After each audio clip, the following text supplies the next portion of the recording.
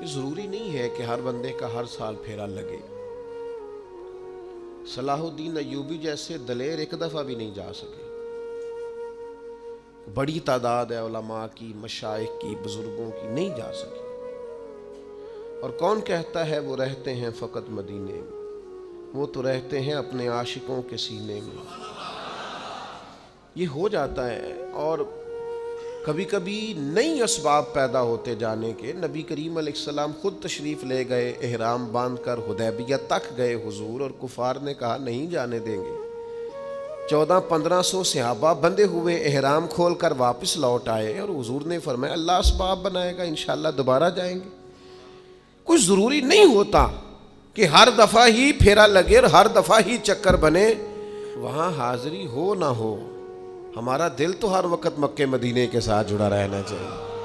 ہماری خواہش تو ہر وقت ہونی چاہیے، ہماری طلب تو ہر وقت ہونی چاہیے، ہمارے اندر تڑپ تو ہونی چاہیے.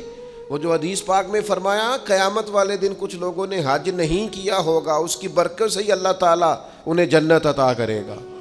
کیا نہیں ہے پر اب فرمائے گا جاؤ تمہیں حج کی برکت سے جنت دی، تو وہ عرض کریں گے مالک ہم تو جا ہی نہیں سکے. تو اللہ فرمائے گا جب حاجی جاتے تھے دل تو تڑپتا تھا نا، دل تڑپتا تھا نا، تو اس تڑپ پر ہی تمہیں اجر دے دیا. تو یاد رکھنے کی بات یہ ہے کہ وہاں کا پیار اپنے سینے میں پیدا کیا جائے، محبت پیدا کی جائے اور دعا مانگی جائے. لیکن یہ کہ اگر کسی کی ہر روز حاضری نہیں ہوتی، ہر سال حاضری نہیں ہوتی، تو کوئی حرج والی بات ہے. یہ تو اسباب ہے. وہ ایک ہمارے بزرگ تھے، کسی وجہ سے انہیں بین کر دیا گیا کہ وہ نہیں جا سکتے. بعض معاملات سیاسی ہوتے ہیں، بعض اور چیزیں ہوتی ہیں، تو امت میں اب اختلافات ہو جو گئے تو انہیں بین کر دیا گیا. اب یہ لوگ اس کو بھی بڑا مسئلہ بنا لیتے ہیں، دیکھو جی فلانے کو جانے نہیں دیا جاتا. تو میں کہتا ہوں اللہ کے بندے، وہاں تو حضور کو بھی نہیں ایک دفعہ جانے دیا گیا تھا. تو معاذ اللہ یہ نا قبول ہونے کی علامت ہے؟ کوئی کیسی بات کرتے ہیں لوگ. نہیں جانے دیا تھا، مکے والوں نے کہا نہیں آنے دیتے آپ کو. سرکار واپس لوٹ آئے تھے صحابہ سمیت. تو اتنا شدت نہیں کریں آپ. تو بعض سیاسی معاملات ہوتے ہیں اور بعض دفعہ پالیسی ہوتی ہے بعض لوگوں کی. آپ بہت سارا ممالک آپ کو ویزا بھی جاری کرتے ہیں، لیکن جب آپ کی انٹری ہونے لگتی ہے پوچھ لیجئے گا دوستوں سے، وہ جاری کیے ہوئے ویزے پر بندے کو واپس بھیج دیتے ہیں، کہتے جاؤ. تو ایک بزرگ تھے کوئی، ان پر بین ہو گیا مکے مدینے نہیں جا سکتے. تو بعض لوگ بال کی کھال اتارنے کے عادی ہوتے ہیں. تو کچھ صحافی نے انہیں پوچھ لیا کہ مولانا سنا ہے آپ پر پابندی ہے؟ تو انہوں نے کہا یار سیاسی معاملہ حل ہو جائے گا. پھر کہا نہیں آپ تو بڑے عاشق رسول ہے تو آپ پر بھی پابندی ہے. کہا یار سیاسی مسئلہ ہے. تمہیں کہا جناب آپ پر حضور کے پاس جانے پر پابندی ہے. تو مولانا بول پڑے، کہنے لگے چل پھر اگر تو نہیں نہ باز آتا تو میرے ہی وہاں جانے پر پابندی ہے، حضور کے پاکستان آنے پر تو کوئی پابندی نہیں ہے.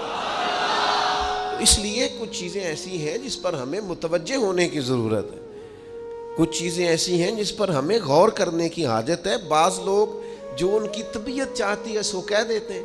تو مکہ شریف کا اور مدینہ منورہ کا میں الحمدللہ حاضر تھا. میری مجبوری ہے، میں سب کو بتا کے نہیں جا سکتا.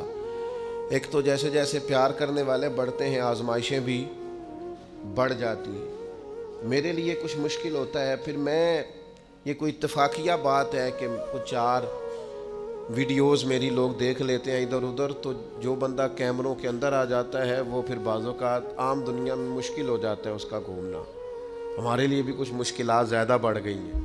تو ویسے بھی آپ کو پتہ ہے اب اور کسی کو کچھ آتا ہو نہ آتا ہو، فوٹو کھینچنی تو سب کو آتی ہے نا، سٹیٹس لگانا تو سب کو آتا ہے نا، اور خیر سے آئی ڈی چلانی تو سب کو آتی ہے نا.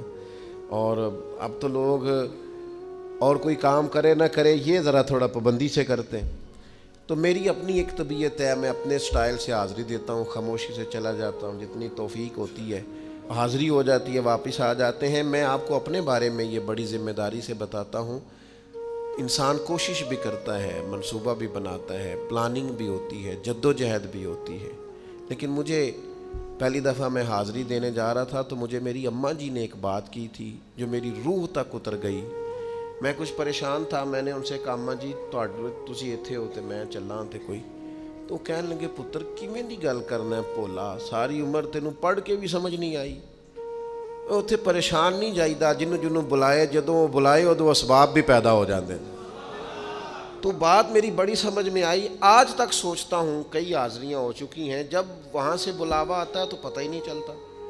کچھ کی ہم تیاری نہیں بھی کرا رہے ہوتے, ان کی بھی تیاری ہو جاتی. کچھ کا پروگرام نہیں ہوتا, ان کا بھی پروگرام جب بلایا سرکار نے تو اسباب پیدا ہو ہی جاتے. تو اس لیے یہ خالصتاً اللہ تبارک و تعالیٰ کی حکمت پر اور اس کی مرضی پر اس کا انحصار ہوتا ہے, اس کی مرضی پر اس کا انحصار ہوتا ہے. تو یاد رکھنے کا مقام یہ ہے کہ ہم ذوق پیدا کریں. ایک قبیلہ تھا مدینہ منورہ میں, بس وہ ایک سادے سے شاعر تھے, ان کی بات بڑی خوبصورت ہے. وہ کہتے ہیں صرف اتنی سمجھ آ جائے نا مکے مدینے جانے والوں کو کہ ہم بھلا کھڑے کہاں پہ ہیں, ویسے روب طاری ہو جائے, صرف پتہ چل جائے نا. اس نے کہا تھا زائر کوے جنا آہستہ چل, بس یہ دیکھ تو آیا ہے کہاں, بس اور چھوڑ ساری بات, یہ دیکھ آیا. آپ یقین کریں یہ جو تبصرے ہوتے ہیں نا, ہوٹل یہاں ہونا چاہیے تو ہوٹل وہاں ہونا چاہیے, تو کھانا یہ ہونا چاہیے تو کھانا, یہ کبھی سمجھ آ جائے نا آئے کہاں ہے, سمجھ آ جائے کہ دیکھ آیا ہے کہاں, آہستہ اسے سمجھ آ جائے نا. اللہ حضرت فرماتے ہیں کہ حرم کی زمین اور قدم رکھ کے چلنا. ارے سر کا موقع ہے او جانے والے, اگر خالی پتہ چل جائے کہ بندہ کھڑا کہاں ہے تو اسے تو 3 دن روٹی نہ بھی ملے نا تو پھر بھی اس کا مکے مدینے میں صحیح گزارا ہو. فٹ پاتھ پہ بھی سونا پڑے تو پھر بھی مکے مدینے میں گزارا ٹھیک ہو. او جی ہمارا ہوٹل بڑا دور ہے, تو میں نے کہا میں نے تو حدیث میں کچھ اور پڑھا ہے. نبی کریم صلی اللہ علیہ وسلم کی خدمت میں ایک قبیلے والوں نے عرض کیا تھا, یا رسول اللہ صلی اللہ علیہ وسلم ہمارے گھر مسجد نبوی شریف سے ذرا دور ہے, تو مدینہ مسجد نبوی کے قریب قریب کچھ گھر مل رہے ہیں, ہم سوچ رہے ہیں وہ چھوڑ کے یہاں نہ آ جائیں, ذرا مسجد کی قربت مل جائے گی.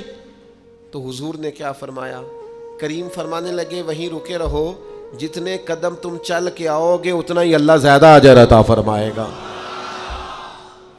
تو ٹھیک ہے جناب, آپ کو اللہ تعالیٰ نے وسعت دی ہے, آپ بالکل قریب حرم کے رہیں, بات اچھی ہے, لیکن یہ فلسفہ بھی تو سمجھے نا, جنہیں حضور نے فرمایا زیادہ چل کے آؤ گے اجر بھی زیادہ ملے گا, تو ان لوگوں کا بھی تو آپ اندازہ دیکھیے نا. پھر حضور نے تاکید کیا فرمائی, نبی پاک علیہ السلام نے تعلیم کیا ارشاد فرمائی. تو اپنے دل کے اندر اس جگہ کی تعظیم کو قائم رکھنا, توقیر کو قائم رکھنا, آداب کو قائم رکھنا. ہمارے ہاں یہ ادب احترام یہ بھی ہم نے صرف شاعروں کو دے دیا ہے, یا واعظین کو دے دیا ہے, خطباء کو دے دیا. کہتے ہیں یہ ایک مخصوص گروہ ہے, شاید یہ کچھ شعر و شاعری کا مسئلہ ہے. ادب یاد رکھنا, ادب تعظیم توقیر یہ شعر و شاعری کا فن و ادب کا مسئلہ نہیں, یہ دین کا اساسی مسئلہ ہے, یعنی بنیادی مسئلہ ہے یہ دین کا. ہمیشہ چھوٹا بڑے کے ادب بتاتا ہے. استاد ہیں یار, خیال کر والد صاحب میں چھوٹے بتا رہے ہوتے ہیں بڑوں کے, لیکن کائنات میں دربار رسالت ایک ایسا دربار ہے کہ رب اکبر ہو کے اپنے نبی کے ادب بتاتا ہے. لا ترفعوا اصواتکم فوق صوت النبی, خبردار اپنی آوازیں میرے نبی کی آواز سے اونچی نہ کرنا. رب ادب بتاتا ہے. جب بھی کوئی نیا شخص مدینہ طیبہ میں آتا, جناب سیدنا صدیق اکبر رضی اللہ تعالیٰ عنہ اسے پکڑتے, کونے میں لے جاتے, پہلے حضور کا ادب بتاتے, تعظیم بتاتے, اس طرح کر کے بات کرنا یہ دربار رسالت ہے.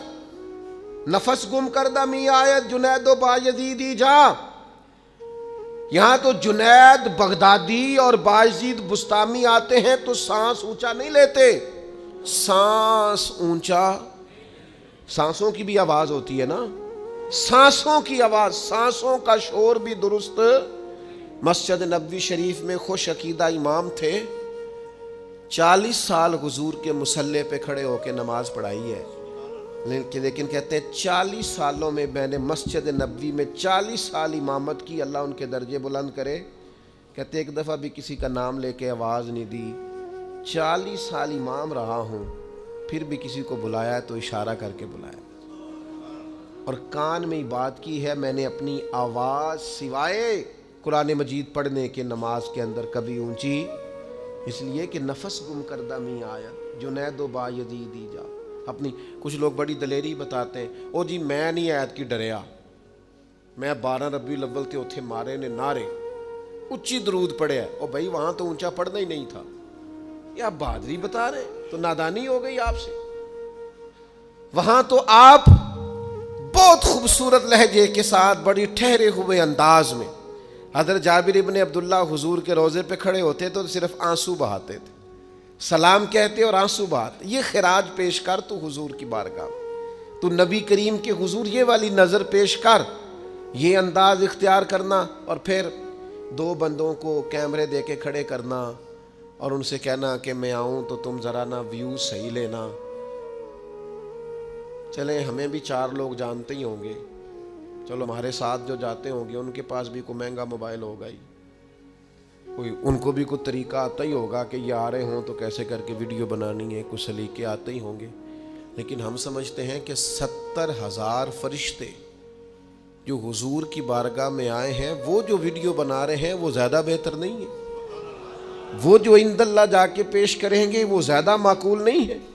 اور ایک طرف آپ نے اچھا ویڈیو کے اوپر ٹائٹل لگایا ہوا ہے ایک ادنا غلام کی آقا کی بارگاہ میں حاضری, تو جو ادنا غلام ہوتے ہیں وہ پھر اس طرح کے کام نہیں کرتے, وہ تو چھپے ہوئے ہوتے ہیں. حضور کی بارگاہ سے سوال کیا کہ یا رسول اللہ صلی اللہ علیہ وسلم ہمارا مدینے میں کاروبار نہیں چلتا, کسی اور ملک چلے جائیں. حضور نے فرمایا ٹھیک ہے چلے جاؤ. 2-3 دن کے بعد میرے نبی پاک نے پوچھا بندے چلے گئے؟ عرض کی حضور چلے گئے. فرمایا المدینہ تو خیر لہم لو کانوا یعلمون, فرمایا ان کے لیے مدینہ ہی ٹھیک تھا اگر سمجھ جاتے تو. ہن تسی سمجھے ہو, حضور چلے جائیں فرمایا ٹھیک ہے, نہ جاتے تو پھر ٹھیک تھا. چلے جائیں حضور آندہ میں پیروں نے پوچھ کے آیا, اجازت لے کے آیا, انہوں نے آکھیا جا, اور میں نے کہا یہ حدیث پڑھ. حکم اور ہوتا ہے, مرضی اور ہوتی ہے. کچھ لوگ سینے کا راز جاننے لگ جاتے ہیں, سینے کا راز, وہ حکم نہیں پوچھتے, ان کو رضا کا پتہ ہوتا ہے, رضا کا. صحابہ کرام سارے انہیں پوچھنا پڑتا تھا, لیکن جناب صدیق اکبر کو مصطفیٰ کی رضا کا پتہ چل گیا تھا. انہیں مرضی کا پتہ تھا کہ حضور کی رضا کیا ہے, رضا میں راضی رہنا سیکھیں. انہوں نے اجازت مانگی مدینہ چھوڑ دیں, حکم یہی ہے کہ ٹھیک ہے چلے جاؤ, لیکن مرضی حضور کی یہ ہے کہ کوئی مدینے سے جائے. ایک بزرگ ایک دفعہ مدینے میں ملے تو وہ کہنے لگے میں کبھی مدینہ چھوڑ کے جا ہی نہیں سکتا, میں مر جاؤں مدینہ چھوڑ کے جاؤں, لیکن میں جب حضور کے روضے پر الوداعی سلام عرض کرنے جاتا ہوں تو جا کے عرض کرتا ہوں یا رسول اللہ وہ جو آپ نے میرے ذمہ داریاں نہیں لگائیں, میں وہ ذمہ داریوں کے لیے جا رہا ہوں ورنہ کبھی نہ جاتا. اور میرے ذمہ جو ڈیوٹیاں نہیں, حقوق نہیں وابستہ ہو گئے, میں وہ ڈیوٹیاں نہ ہوں تو میں کبھی نہ جاؤں, چھوڑ کے نہ جاؤں. میں تو وہ ذمہ داریاں, وہ ذمہ داری ہی تھی نا جو جناب انس بن مالک کو بصرہ لے آئی تھی, حضرت بلال حبشی کو شام لے آئی تھی, حضرت ابو ایوب انصاری کو ترکی لے آئی, اور حسین ابن علی کو کربلا میں لے آئی. وہ ذمہ داری تھی, حقوق تھے, وہ حقوق انہوں نے ادا کرنے تھے. میں بات سمیٹنے کی طرف آ رہا ہوں تو کہنے لگے کبھی چھوڑ کے نہ جائیں. جاتے کیوں ہیں؟ کہ ہمارے ذمہ داریاں. دوستو حضور کے شہر پاک کی برکت دیکھو, نبی کریم نے خود بیان فرمایا یمن فتح ہوگا تو کچھ لوگ وہاں چلے جائیں گے, شام فتح ہوگا تو کچھ لوگ وہاں چلے جائیں گے, لیکن فرمایا ان کے لیے مدینہ ہی بہتر ہے اگر بات سمجھ جائے. نبی پاک صلی اللہ علیہ وسلم نے بار بار بہانوں سے, بار بار دلیلوں سے, بار بار ترغیبات سے لوگوں کو مائل کیا. فرمایا اگر کوئی میرے مدینے میں آئے اور پھر اسے کوئی تکلیف پہنچے اس پر صبر کرے, میرا وعدہ ہے میں اس کی سفارش کروں گا. بھول جایا کریں وہاں حرم جا کے کیا کیا تھا ایجنٹ نے, اور کیا ہوا یہاں, اور کیا بنا گاڑی والے کے ساتھ, اور کیا ہوا ہوٹل والے کے ساتھ. فرمایا تو یہاں آ کے تکلیف پر صبر کر, تیرے نبی تیرے سفارشی بن جائیں گے. یہاں آ کر صبر کرے اور پھر وہاں جائیں تو حضور کے جلووں میں گم ہو جائیں. گلی گلی میری یاد بچھی ہے پیارے رستہ دیکھ کے چل. جگہ جہاں وہاں خوشبو ہے حضور کے پسینہ نور کی. رخ جیسے آئینے میں مصور جڑا ہوا اور ماتھے کی ہر لکیر پر قرآن لکھا ہوا. پھر بھی اس کی شان کے شایاں نہ کہہ سکا میں بندہ تھا اس لیے کوئی قرآن نہ کہہ سکا. پھر بھی اس کی شان کے شایاں نہ کہہ سکا. دوست یاد رکھنا جلووں میں گم رہے, اسے ہوش ہی نہ آئے آنے تک لوٹنے تک, پتہ ہی بعد میں چلے ہو یہ تو جانے کا وقت ہو گیا. لیکن خوش گپیاں لگانا اور اپنے وقت کو ضائع کرنا اور دیگر جگہوں پہ اپنے ذہن کو لڑانا یہ درست نہیں ہے. خبروں پہ تبصرہ بھی پاکستان آ کے کریں گے, بڑا ٹائم ہے تبصرے کرنے کے لیے, وہاں زیادہ کیفیت یہ رہے. اور پھر نبی کریم صلی اللہ تعالیٰ علیہ وسلم نے فرمایا جس سے ہو سکے مدینے میں مرے. مر ہی گیا جو مدینے میں, فرمایا جس سے ہو سکے مدینے میں مرے. جو یہاں انتقال کر گیا میں قیامت میں اس کا بھی سفارشی بنوں گا. سب سے پہلے حضور جنت البقیع والوں کی سفارش کریں گے. تو بھائیوں ان جگہوں کے بارے میں اپنے دلوں میں محبت کا ہونا ضروری ہے, جذبات کا ہونا, ایک نہ خاص قسم کا شوق ہو. میں دیکھتا ہوں کہ جب سے سفری سہولیات پیدا ہوئی ہیں اور لوگوں کی جیبوں میں وسعت ہوئی, پھر بھی اللہ ہی کی توفیق سے لوگ وہاں جاتے ہیں. تو بعض لوگ ایسے ہیں جن کی قلبی کیفیت محسوس ہوتا ہے, اللہ تعالیٰ مجھے معاف کرے, کہ وہ نہیں رہی جو ہونی چاہیے. آپ ذہن بنائیں کسی کے بارے میں. مجھے کچھ لوگوں نے کیمروں کے پیچھے دیکھا ہوتا ہے نا, تو بعض اوقات سامنے دیکھ لیتے ہیں تو وہ برداشت ہی نہیں ہوتا. دو ایک لوگوں کو میں نے دیکھا رو ہی پڑے, کہنے لگے اتنے سالوں سے دیکھ رہے تھے. ایک خاص کسی کے بارے میں ذہن بنا ہوا ہوتا ہے نا, یہ بہت بڑا آدمی ہے, وہ اچانک سامنے آ گیا. تو یہ صرف ایک مثال ہے سمجھانے کے لیے, بلا مثال و بلا تشبیہ بہت اونچا ذہن ہو بیت اللہ کے لیے, بہت اونچا ذہن ہو حضور کے روضے کے لیے. امام بہقی روایت لائے ہیں, سید عائشہ صدیقہ فرماتی ہیں خاتون آئی تھی حضور کے روضے پر اور اس نے مجھے کہا اگر آپ دروازہ کھول دیں تو میں زیارت کر لوں. تو میں نے دروازہ کھولا, حضور کی قبر کو دیکھ کے وہ اتنا روئی کہ اس کی روح ہی پرواز کر گئی, کلیجہ پھٹ گیا, گنجائش نہیں رہی, سانسوں کی لڑی ٹوٹ گئی. روب اتنا طاری ہوا حضور کے مزار کو دیکھ کر کہ جان ہی نکل گئی. تو بھائی یہ کب ہوتا ہے؟ جب آپ کا ذوق شوق پورے عروج پہ ہو.